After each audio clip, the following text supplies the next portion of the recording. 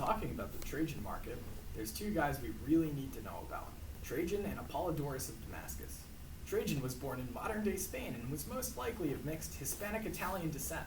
His original name was Marcus Ulpius Trajanus, but he became known as Trajan during his reign. Trajan's father was the first in his family to serve the Roman Empire, eventually becoming the ruler of Baetica, a region now known as Andalusia on Spain's southern rocky coast. As his father rose through the ranks of Roman hierarchy, so did he, and he spent much of his early life serving in various positions in Rome. After the emperor Nerva passed away, Trajan assumed the throne.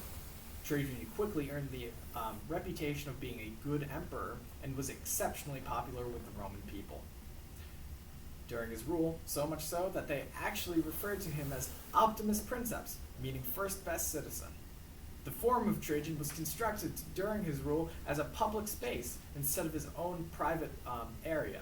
This is important because it highlights who Trajan was as an emperor, something of a man of the people. Now, Apollodorus of Damascus was the architect behind the Trajan market and Basilica Ulpia. He was a military engineer who worked under Trajan during the Dacian Wars and is notable for designing a bridge used to cross the Danube River. Some ancient accounts say that Apollodorus was executed by the Roman Emperor Hadrian, but scholars are unsure of whether or not this is actually true. Okay, so let's take a look at the work now. Focus in on two parts of the work, the Trajan market and the Basilica Ulpia.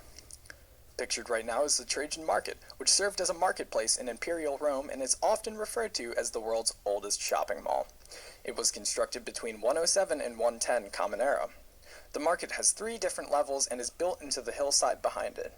These levels are connected by staircases which provide access to different corridors. The road at the top of the Trajan market was called the Via Biberatica, from the Latin root bibere, which means to drink, presumably for its stores which sold beverages. The stores in the market also sold many food items, including vegetables, fruit, wine, oil, and spices.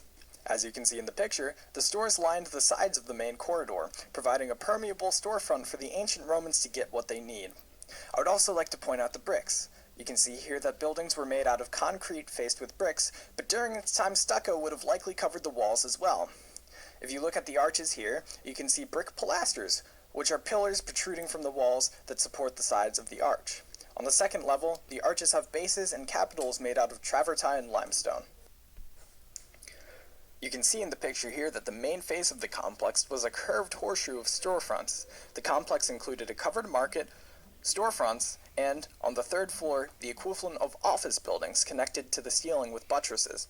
One of the unique features of the market's design is actually the ceiling itself, constructed out of groin vaults. A groin vault is just 2 intersecting barrel vaults, and this allows for a wide open area and the space to its sides to let in light into the market. Here's what the ceiling looked like. Now, the basilica was also located in the Forum of Trajan and was used as a civic building of sorts, in which business transactions and trials would take place. The main hall was lit by a clerestory and supported by a colonnade. The columns in the clerestory are of the Ionic order. The sides of the basilica are called apses, which are semicircular recesses ceilinged by domes. The front has 4 columns in the Corinthian order, making it a tetrastyle porch that support the facade above. Now, the facade is said to have once had a statue of a quadriga, or a 4-horse chariot, on its top.